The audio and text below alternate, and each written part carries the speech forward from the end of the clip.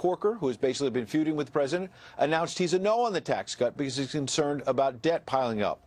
But in the end, his opposition is not going to matter much because other wavering Republicans like John McCain and Susan Collins came on board, giving Mitch McConnell a much-needed victory after that colossal failure on repealing and replacing Obamacare. In fact, right now, live on the Senate floor, we've seen Mitch McConnell emerge.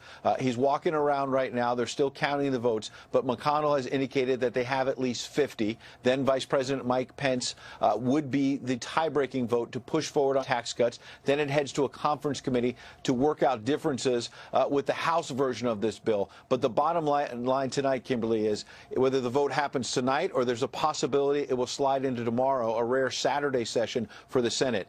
Tax cuts in the United States Senate are moving forward, something the president promised and is now delivering on. Kimberly? All right, Ed, thank you so much. Great to see you. Good to see you. Also tonight, the Department of Justice has filed an arrest warrant for Jose Garcia Zarate, the illegal immigrant who was being tried for the 2015 shooting death of Kate Steinle. Zarate, who had been previously deported 5 times, was accused of shooting Steinle with a stolen weapon, then subsequently dumping the gun in the bay and fleeing the scene of the crime. According to U.S. immigration officials, the federal government plans to immediately deport Zarate as soon as he is released from custody. This comes after a jury found Jose Garcia Zarate not guilty of murder, involuntary manslaughter, and assault with a deadly weapon. Zarate was only convicted of being a felon in possession of a firearm, a charge that could result in time served. Following the verdict, President Trump issued a series of tweets, quote, "A disgraceful verdict in the Kate Steinle case. No wonder the people of our country are so angry with illegal immigration. The Kate Steinle killer came back and back over the weakly protected Obama border, always committing crimes and being violent, and yet this info was not used in court. His exoneration is a complete travesty of justice. Build the wall." The jury was not told the killer of Kate was a 7-time felon. The Schumer-Pelosi Democrats are so weak on crime that they will pay a big price in the 2018 and 2020 elections. Just moments ago, on Tucker Carlson tonight, Attorney General Jeff Sessions also weighed in. Watch this. It's time for this country to get its head on straight. These cities should not be protecting criminal aliens, people who come into the country unlawfully, then they commit another crime, and then they hide that individual and don't let them, as they did with Zapata, be turned over to the ICE officers so they can be properly deported. So the killer, and he is the killer, is now being deported? That will be his ultimate fate. We are confident, and we are going to do everything possible to ensure that happens, although there are some potential other charges that could be brought against him. And before being deported and released, we think he should face every charge that is proper to be brought against him. And you can be sure our Department of Justice is working right now to bring any charges that are appropriate. All right, fantastic. All right, joining us now is Fox News contributor Charlie Hurt, Fox News legal analyst Greg Jarrett, and Fox News contributor David Webb. Thank you so much for joining us tonight, gentlemen. Thank you, Kimberly. Greg, I'm going to begin with you. Earlier today, you wrote an op-ed for FoxNews.com titled "The Steinle Verdict is Only the Latest Miscarriage of Justice in San Francisco." What do you mean by that? If you look at the history of what juries have done in San Francisco, it goes all the way back to when I was a law student, and 2 blocks away, as I was sitting in class, the mayor of San Francisco and a board of supervisors were gunned down by a guy by the name of Dan White.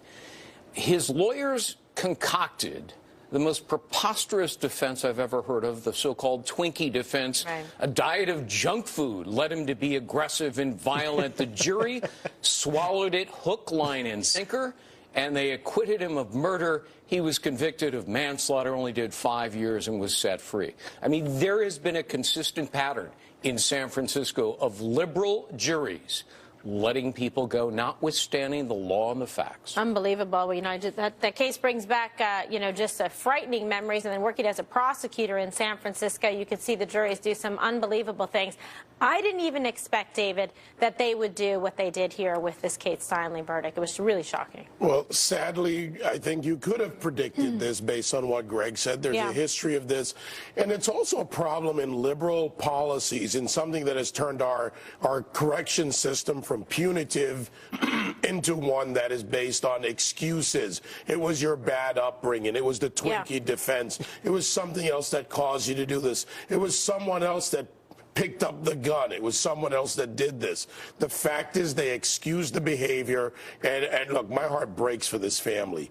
A father and a daughter walking along, taking a selfie to wind up dead because someone who should not have been in this country no matter what was on the street in a city that protected him. These aren't sanctuary cities. These are refuge cities. They are refuge cities, and we're in a budget time right now. And the one thing the Trump administration should do is tie conditions to the budgets, to these cities, to the federal monies. And if they don't comply by next Friday, the 8th, when they have to get this through, they should make sure that they keep the money from them if they don't comply with federal law. All right, Charles, so obviously the president very upset, and you see some strong words with the decisive, specific action delineated by our Attorney General Jeff Sessions. This is such, I think, a miscarriage of justice, and I think Sean Hannity was correct when he said last night these sanctuary cities, you know, they have blood on their hands. Oh, absolutely. It's a total travesty of justice. And then to add insult to injury, we saw that lawyer for this thug, this bum, come out afterwards and instantly try to politicize all of it. And he talked about how Donald Trump needed to respect the jury decision because he's under investigation or some nonsense like that. It was absolutely insulting. But if he wants to politicize it, okay, let's have a political fight about this. And you know, that's what we had in the last election. And Donald Trump won. And the reason that he won is because this is not a 50-50, 55-45 issue. This is like an 80-20 issue. Americans are so sick and tired of this kind of crap out of Washington, out of the federal government failing to do its most basic, essential job, that this is a great issue for Republicans if they want to. And if Democrats want to defend sanctuary cities, defend people like this, defend lawless people from just pouring over the border, committing acts like this, and then getting protected, then fine. Let's have that fight. And you know what? Republicans will win in the next election, and then Donald Trump will win re-election. I'm fine with that. Let's have that. Let's continue to have this political debate if they want to. You know, Kimberly, there's a point to be made here, and I want Americans to pay very close attention to this. Liberals and liberal progressives are willing to sacrifice American lives for their political goals. Pay close attention to what they do. They sacrifice each other, they sacrifice American lives, and their ideology is dangerous to everyone out there. What's inexplicable is the Department of Justice, the feds, never prosecute under the laws. 21 years ago, Congress passed a law that said it's illegal not to cooperate with ICE, and yet you have 300 sanctuary cities and counties, San Francisco included, who abuse that law. They ignore that law. And there's another law that says if you harbor or shield somebody who's here illegally, that's a crime, 5 years behind bars. And if somebody dies, like Kate Steinle, as a result of what the city and county did in San Francisco, it's life behind bars. The sheriff who let that man walk out of the jail and kill Kate Steinle should have been prosecuted and should be doing life behind bars. But the feds won't touch it. Jeff Sessions needs to get off his duff. Okay, well, let's see. Definitely a call to arms for Jeff Sessions to do something about this, and also obviously would be in keeping with what the president wants to do. Greg, I'm going to double back with you because California Governor Jerry Brown recently signed a bill designating Moonbeam, remember? California a sanctuary state. Right. Talk to us about that. Well, oddly enough, as restrictive and abusive and illegal as that is, because under the Supremacy Clause, the federal government has the final say and province over matters of immigration, Jerry Brown is thumbing his nose at the law, but San Francisco's is even more restrictive than the state sanctuary policy, and both ought to be prosecuted by the feds. You know, there's a serious and significant, loss of life, and you hear the stories in the news, and you meet the mothers and the fathers and the family members who have suffered at the hands of crimes committed by illegal immigrants who come into this country, revolving door, exhibiting recidivism. repeated crimes, career criminals, and yet it seems like nothing's done about it, David. No, nothing's done about it. And I want to add another context to this liberal policy of open borders, not doing anything about immigration.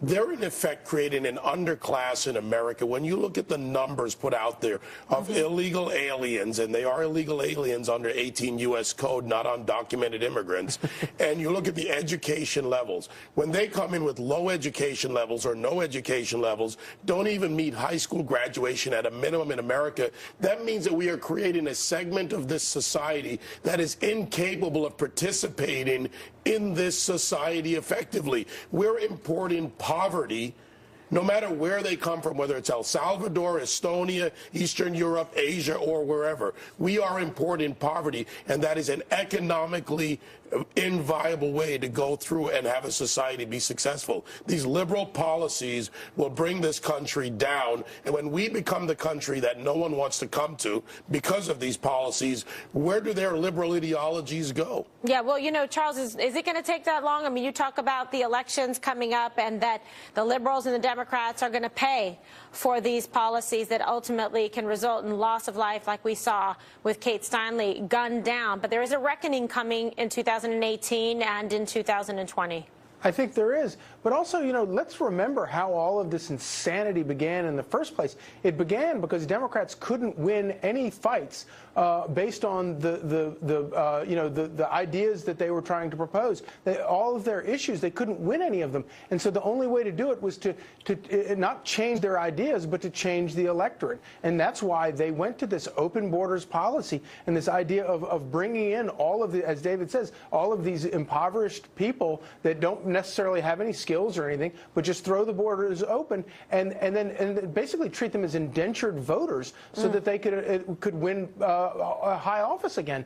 And that's what they've done. And I'm sad to say it's worked brilliantly. They've succeeded beyond, I'm sure, their wildest imaginations. And they made up the differences for Barack Obama both times, and probably made the difference in both of Bill Clinton's elections. And you know, it's really sinister, but it's true. And not until Americans take back their country and fix all of these problems will this mess subside.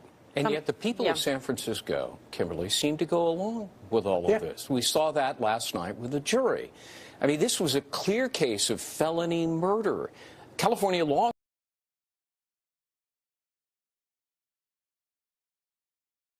and somebody dies, that's felony murder. At the very least, it was manslaughter, which is the reckless handling of gun. Even if you buy his argument that it was accidental, that's manslaughter. It's outrageous because it was obviously a total conscious disregard for a human life, behaving in this way, acting with essentially implied malice, conscious disregard of a known risk likely to result in great bodily injury or death. Yeah, but I saw this with San Francisco jury, sadly, and I prosecuted a case in San Francisco and Los Angeles, and it's unbelievable because you can sit there and charge the jury and read the jury instructions, and they have a whole different political bent in terms of how they want to see things come out, and they're thinking more about outcome than following the law. If you want to commit a heinous crime, as I said in my column, San Francisco is the place for you. Right. You'll get away with it. My question to you is this: what if it had been? What would that jury have done if the roles had been flipped and it was a legal American who had shot and killed an illegal, and then this kind of verdict came out? There would be fires on the Embarcadero. There would Fisherman's Wharf. Fisherman's Wharf would be in flames right now. But this is the hypocrisy of liberal ideology. It ignores facts. It ignores the rule of law. It ignores the realities of life. And again, they're willing to sacrifice anything to achieve their goal. That is contrary to what we do in America. Yeah, and Greg, real quick, and that's why so many people have asked, can President Trump actually force sanctuary cities to comply with federal law? He can. He can do it with, sort of carrot and stick. I mean, he can... Heavy with the stick. He can take... well, the stick would be prosecute these people like the sheriff. But the carrot is really just take the money away from them. There's only one way you can get through to politicians: take their federal government funds away from them. And he has the authority under federal law. Department of Justice has issued an opinion on this and says you can withhold money. They need to start doing it aggressively. And they have 1 week till next week. We have this shutdown, showdown battle that's underway. Well, Congress has a responsibility here. They can tie this. They can work with the administration. By next Friday, these could be put in place. The restrictions can be there. Take their money. It's the only place other than their votes that they care about. Yeah, you got to lift the funds, lift the wallet, and then they'll pay attention and hopefully comply. We'll see. Gentlemen, thank you so much. Thank you. And coming up, last night, Sean blamed sanctuary cities for the death of Kate Steinle. Was he right? Also, we'll be joined by two mothers whose children have been killed by illegal immigrants, and we're going to get their reaction to last night's painful verdict as this special edition of Hannity continues. This program is brought to you by IBM. You to the power of IBM. Vote is looming. Now, Vice President Mike Pence is headed to Capitol Hill to oversee the vote, and we're going to bring you more information as we have it. On last night's program, sounded off on sanctuary cities. Watch this. Kate Steinle, killed back in July of 2015, walking arm in arm with her father on a pier in San Francisco, shot and killed by an illegal immigrant, Jose Garcia Zarate. This man had 7 prior felony convictions, 4 involving narcotics. This was his facing of his 6th deportation. At the time he shot and killed this innocent woman. Sanctuary cities tonight, those that support them, they are to blame for the death of Kate Steinle.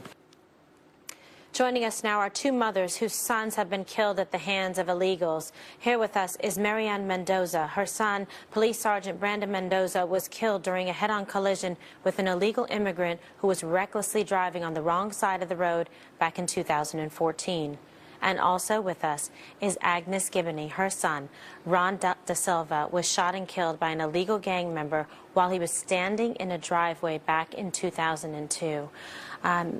Women, as a mother, I feel for you for the loss of life, a senseless loss of life, and I know this is very difficult. We do appreciate you being here with us tonight. And Marianne, I want to start with you, with your reaction to this stunning verdict. How do you think Kate's parents are coping with this right now? I can't imagine the heartbreak and the failure that they're feeling that this justice system in the United States has dealt them.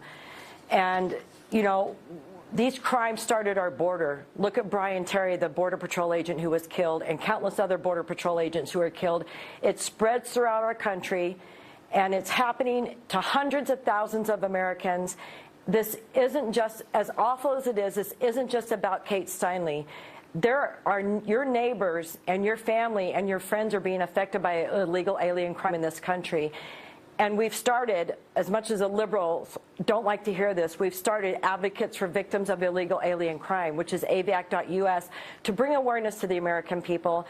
And I'm challenging Mitch McConnell to bring Kate's Law and No Sanctuary for Criminals Act to the Senate floor and get those two things passed prior to any discussions about DACA, because both of those bills deal with illegal alien felons, over 500,000 of them in our country, awaiting deportation.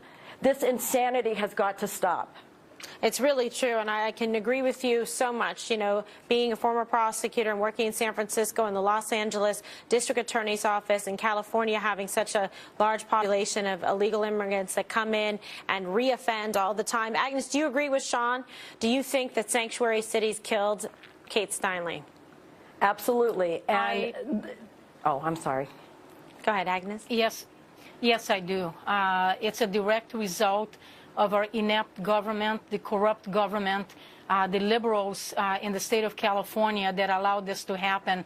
They sent a very clear message yesterday, the governor of California, Jerry Brown, the judicial system, the mayors, and the sheriff's department, that they're going to be protecting the criminals and not us American citizens. It's a disgrace. You know, the problem here that we see, Marianne, is when you see, like, you know, repeated deportations, like in the case of Zarate, who murdered Kate Steinle, coming in and out, back and forth, a revolving door, and a system that is broken that allows this person to come back in and reoffend and kill.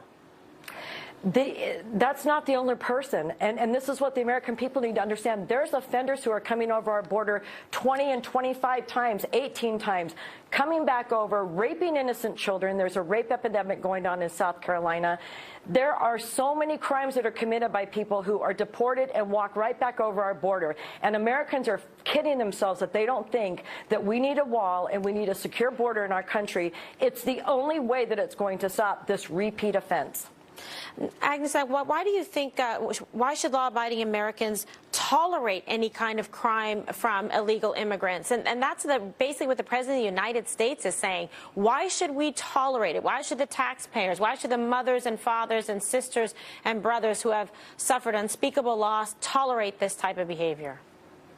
We shouldn't. American citizens should not be tolerating this, and they ought to be calling the congressmen and demanding this nonsense to stop. How many lives is one too many? How many lives more are we going to lose? What message did San Francisco send to the rest of the country that you can come to California, you can kill, and you walk free? This is insanity. This needs to stop. I was heartbroken and furious with the system. I'm a legal immigrant myself. We follow the law. And for the first time, I was disappointed with my country. Oh, my goodness. You can only imagine, right? I mean, you are both so brave, such wonderful, beautiful women to come here and to share this with the people out there, the real life, the suffering and disappointment that you have, you know, in your hearts. I can only imagine when you go to bed at night how much you must, you know, miss your boys. Marianne and Agnes, thank you so much for being here with us tonight. Thank you very much. Thank you for having me. And joining us now with more reaction to the shocking verdict in the murder trial of Kate Steinle is America First Action spokesman and senior advisor, former Milwaukee County Sheriff David Clark. Always a pleasure to have you with us. And you must be just so disappointed with what happened here in San Francisco. I know I'm disappointed and disgusted, having been a prosecutor and been First Lady of that city, to see this kind of outrageous miscarriage of justice. Will anything happen to change with this verdict that happened in the debate in this country on sanctuary cities? Not likely, not as long as Congress continues to kick the can down the road on illegal immigration and immigration reform in this country. Look, both sides have been using this thing as a political football, looking for political leverage. There's basically no will on the United States Congress to fix our broken immigration system. The only elected official in Washington, D.C., who understands that this is a crisis and has a sense of urgency about it is President Donald Trump, who campaigned on it. Look, this whole thing is ass backwards. You know, I'd sit there, I listen to the mothers. Kate Steinle's family still can find no peace. And now I hear that ISIS are going to deport this guy. It's too late.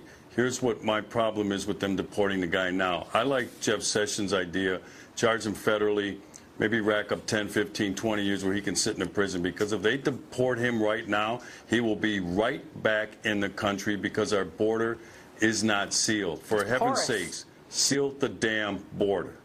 Yeah, seal the border, build the wall, follow the law. These are the problems that we're having, and California is really just a pitiful example of how bad this problem has gotten. And we were speaking earlier in the program about elections coming up.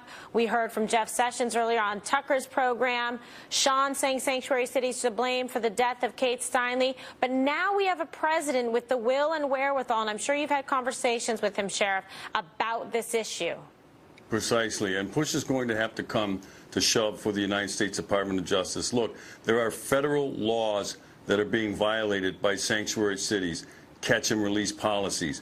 And the Justice Department is going to have to develop the teeth, put some teeth into their rhetoric, and charge these officials, charge these mayors, charge these law enforcement officials that are going to defy federal law. Sanctuary cities are illegal, we know it, and all we see is the back and forth, the threatening of pulling funding, and then you get some activist judge who gets in the way, and he delays that and says that they cannot do it because Congress has already approved the funding, but they didn't do that when President Obama threatened to pull funding from schools from not having allowing men to use women's bathrooms. So at some point, the Justice Department, Jeff Sessions, is going to have to charge one of these individuals. Forget about the funding stuff, all right?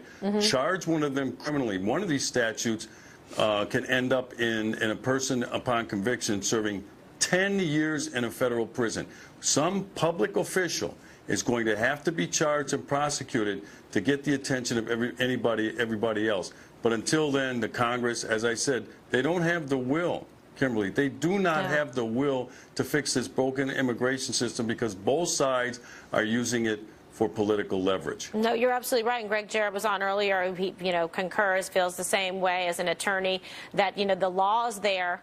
Somebody's going to need to be prosecuted and be held accountable to actually stop the flow of blood coming from these criminal recidivists who keep coming in, are deported, come back in again, commit more crimes, and no one seems to matter. It's almost like you got to give these people an apology. Oh, I'm sorry, we have to prosecute you, or we can't let you come back in and forth to commit more crimes against innocent, law-abiding people. I mean, when you look at this picture of what happened here and you see this guy, honestly, I cannot believe that San Francisco did this. As bad as some of the things they've done in the past, how did this guy, a felon in possession of a gun, not be convicted of anything? I mean, it's unbelievable.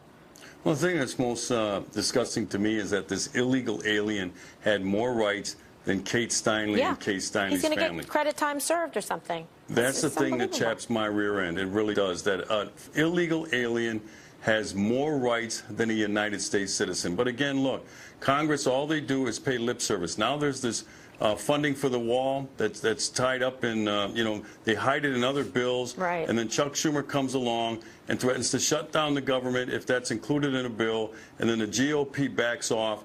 Look, it is high time in this country. The American people have spoken. They spoke last November and they continue to speak. They want this illegal immigration crisis fixed. They want it solved. We are a sovereign nation, and if you're going to be a sovereign nation, you have to have borders, and you have to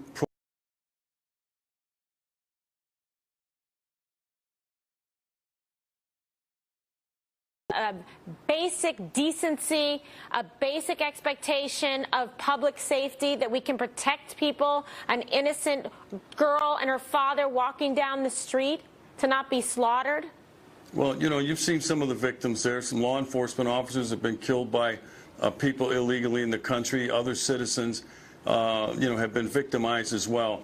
And when the United States federal government cannot protect its citizens from an illegal invasion, and that's what they is. They're allowing people to come into the country illegally and set up residency. And then when they kick them out, they come back over. They kick them out. They continue to come back over. This is a cat and mouse game by these illegal aliens. They know it. They know that there's little that will happen to them, especially if they hide out in a sanctuary city where they're provided a safe haven. Unbelievable. It's really outrageous, and it seems to be getting worse, but I have faith that the president is going to do something about it, and we're waiting on Jeff Sessions to do it as well. Sheriff Clark, always a pleasure. Thank you so much. My pleasure.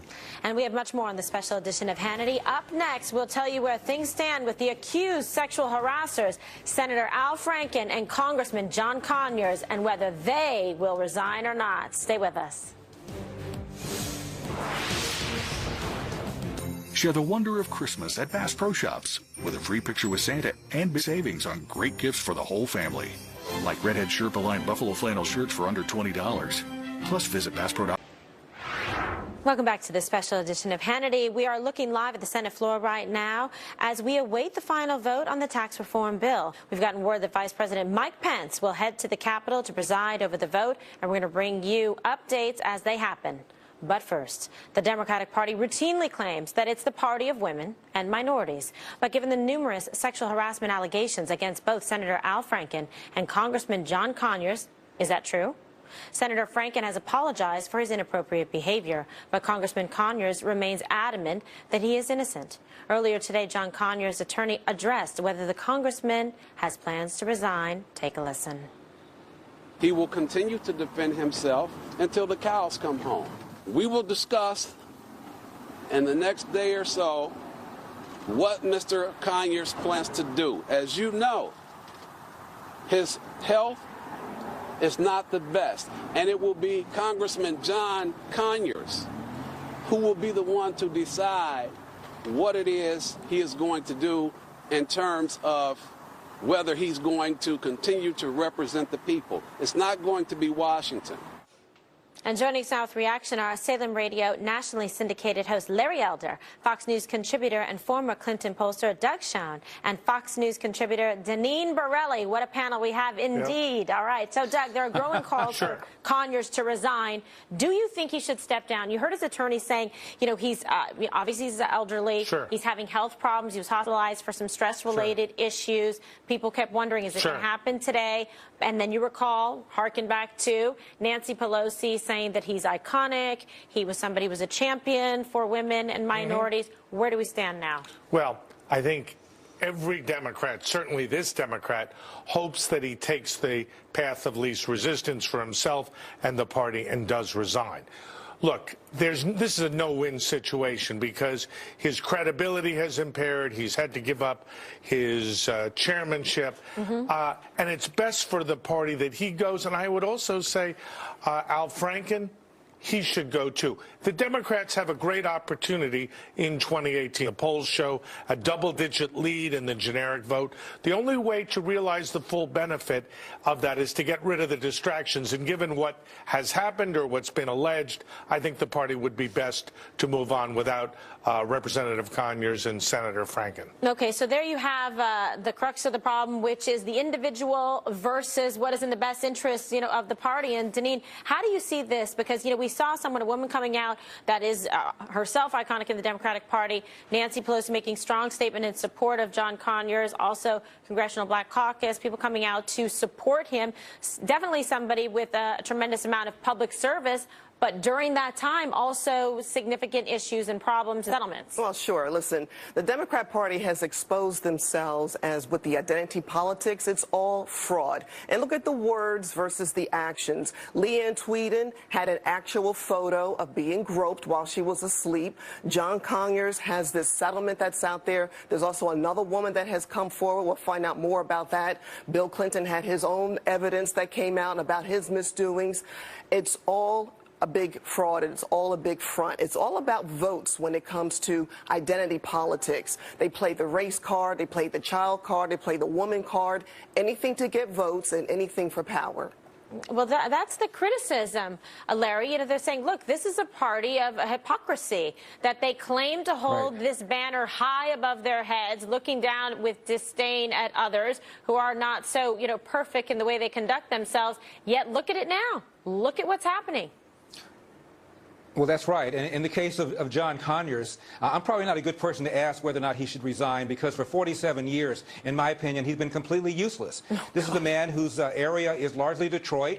Poverty has gone up.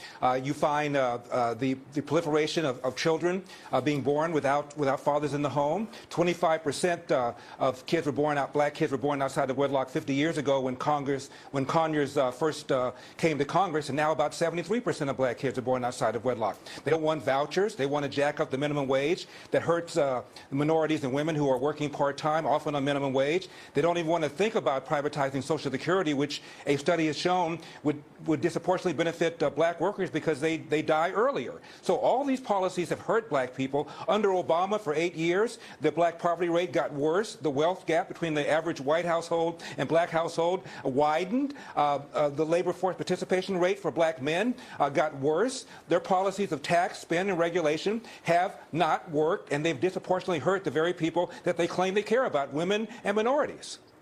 Well, what do you say to this, Deneen? Because, yeah, this is the problem. They really have campaigned, profited in terms of, you know, fundraising, getting money in from a lot of women's groups and minority groups that feel like this is, you know, this is the party that represents us, that we feel protected by, that here's our voice. And yet now look at this. It's been an abysmal failure. And Doug is saying if the party is to continue and try to, you know, prosper and go forward and actually try to take advantage of some opportunities coming up, they may have to say, you've got to go. Well, Larry Elder makes a great point. I mean, look at the urban communities that are run by Democrat politicians that have been in shambles for many, many years, failing public schools, high crime rates. Look at Chicago, for example. Chicago. I mean, listen, the voters need to look at how their communities have not progressed, how their communities have not turned around for many, many years. John Conyers is a perfect example. He's been in office way too long, and he's done nothing really for his community to really turn it around.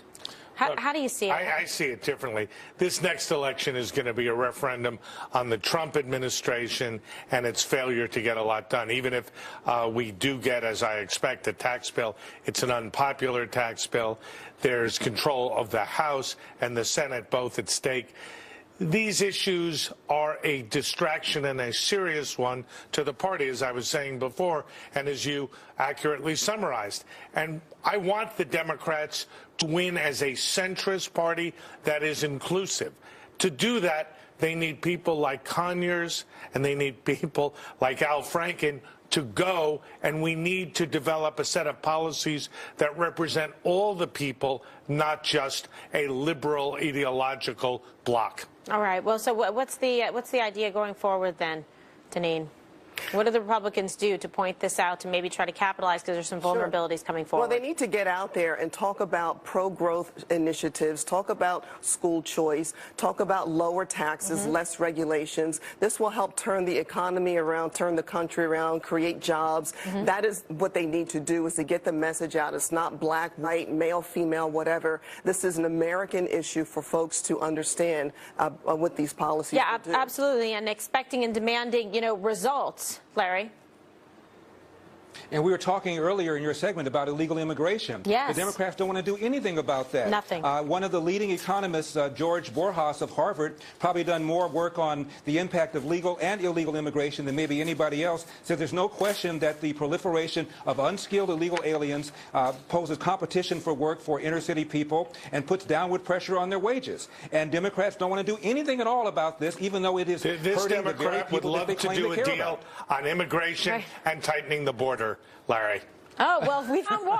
Well, yes. There's the needle in the haystack. Exactly. Doug I'll plead guilty to that. Oh, my goodness. All right. Doug has always been reasonable. Doug has always been reasonable. I wish more people in your party felt the way you do, honestly. He's like in law school. The reasonable man standard. Exactly. Remember that. Quid pro quo. All right, you guys, thank you so much, Janine, Doug, and Larry. Always a pleasure. Next, we're going to have the very latest on what's happening with the Senate's historic tax bill as a special edition of Hannity continues. I saw the change in Rich when we moved into the new house, but having his parents over was enlightening.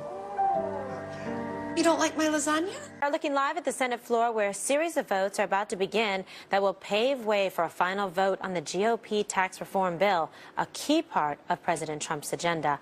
Joining us now with reaction, Republican strategist Noel Nickpour, Fox News contributor Guy Benson, and Turning Point USA founder Charlie Kirk. Everybody, thank you so much for being with us tonight. So an exciting night for the Republicans, working hard on this to get this vote passed. If so, what's next?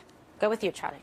Well, it's quite significant, actually, and I do want to say, there's been so much media uproar about what senators are voting and what senators are not voting. Just to take a step back and to realize the significance of what is about to happen here. This is the largest tax cut in nearly 40 years, since really President Reagan argued for it in the early 1980s. And we're going to see almost a doubling in the standard deduction, an incredible amount, trillions of dollars of repatriation of foreign capital to come back to this country. And you're going to see a total restructuring and simplification of the tax code. I think they're going to get it done tonight, absent any surprises from some senators from Arizona. And the Vice President will break the tie. So this is a huge, huge win for President Trump. I think he said he's in. Yes, we're on Pence alert, waiting to see what's going to happen here. So, Guy, what do you make of the tax bill here, and do you think that it's looking auspicious for this to go through? Well, I just got off the phone before we came on the air with a senior source among Senate Republicans, and they are feeling very confident tonight. 51 votes, they say, are locked down. The Vice President is on his way to the Senate right now to preside over a significant vote. They don't believe he's going to have to cast a tie-breaking vote. Wow, every good. Democrat is going to vote no, and every Republican will vote yes, except for Bob Corker, who says that he cannot vote for this bill. As to your first question, look, this is going to be, despite so much of the misinformation and rhetoric out there on the left, this is going to be a tax cut for the vast majority of the American people, including the vast majority of middle-class Americans. If you take the standard deduction, which is 70+% of you right now, you are getting a win under this bill. And the other point, too, Kimberly, our corporate tax rate is uncompetitive internationally. It is the highest in the developed world. Our effective rate is near the highest in the developed world. We cannot compete on that level. It is inefficient at the very least. That is coming down in a significant way. There are many attributes for this bill that will help a lot of people grow the economy, grow jobs, and yet we hear from the left it's a tax increase on the middle class. That's a lie. Okay, so, Noel, how do you like it? How do you see it in terms of people you're out there talking to? Because, you know, some people have some mixed emotion about it. I think, you know, Guy and Charlie have laid it out very well in terms of, you know, some of the benefits of it. And it certainly is in keeping with some of the campaign promises of President Trump, the repatriation, et cetera, the corporate tax implications. And as Guy said, just, you know, across the board, the majority of Americans will be able to feel some relief, some benefit from this. Right. And Kimberly, another thing that is really going to help, it's the 2018, it's the midterm elections. And I've been very worried about this as a national fundraiser for elections that are coming up, that if we didn't get anything passed, we were going to see a lot of trouble in the polls with some upcoming elections in the midterms. So this is going to be really good for energizing the Republican Party and for President Trump. I actually look for President Trump's approval rating to go a little higher because of this. He can check this box off for one of his fulfilled promises. So this is going to be good on so many levels, for the market, for fundraising within the Republican Party, and for the actual people that voted for Trump that wanted good policies like this. They're going to get their promise, and it's going to be good for the American people. We're going to have a great economy. You know, you would think, Charlie, that some of the Democrats and liberals, if they were being really honest and forthright, that they would be happy about this, because it's not just something that's giving tax benefits to the rich. It's actually the everyday, hardworking men and women across this country, like President Trump promised, that he would not leave behind or be forgotten anymore. That's exactly right. And you look at some of the lies that the left is putting up against this. I think it's really bad politics, to be honest with you, that they're opposing this. I mean, you're going to have people filing their taxes in February and March, and they're going to say, wait a second, my deduction now goes up to $20,000 a year. This is phenomenal. Wait a second, I can write off these deductions. This is great. Wait a second, this business down the street is now hiring all these workers. This is great. All of a sudden, they're going to look at their taxes. They're going to say, wait, last year I was only to write off $12,000. I can now write off $20,000 on my taxes. It's going to be an explosion of economic growth. And kudos to President Trump. If you remember, he did that deal with Pelosi and Schumer back in September. It opened up the budget process for this to happen. And now Americans can go into the Christmas season knowing that they're going to have thousands of more dollars in their pocket, and that businesses are going to have trillions of total capital cumulatively to be able to create more jobs in this country. Huge win for the Make America Great Again agenda. I mean, I'm a believer. Listen to Charlie, right, Guy? He's like, he's all in. He's like, deal me in. Yeah, well, I think there are, you asked about, are there concerns? Look, there will be deficits that will go up because of this bill. I think it's exaggerated how much that will be the case, but conservatives ought to care about the national debt. And there are other things like entitlement reform that ought to be on the table. Mathematically, it's necessary. Also, there are some Americans, a small percentage of Americans, mostly richer people in blue high-tax states, who are going to get a tax increase under this bill. We should not make it up and not tell the truth about that the way Democrats did with Obamacare. They said, everyone's going to win under Obamacare. That turned out to be flagrantly false. It's worth acknowledging there's a tiny fraction of Americans comparatively who will be losers under the bill, but the overwhelming, vast majority of the middle class are winners. Okay, can you give me your best 20 seconds, Noel? Well, you know what? I think this is foreshadowing of good things to come. If we got together and we could push together and get tax reform, I think that you're going to see more things being passed, and I think that Trump is on his way to make America great again. All right, fantastic. Our panel likes it tonight. Thank you so much, Noel and Guy and Charlie. What a pleasure to have you this Friday evening. And coming up, more of the special edition of Hannity right after the break. Stay with us.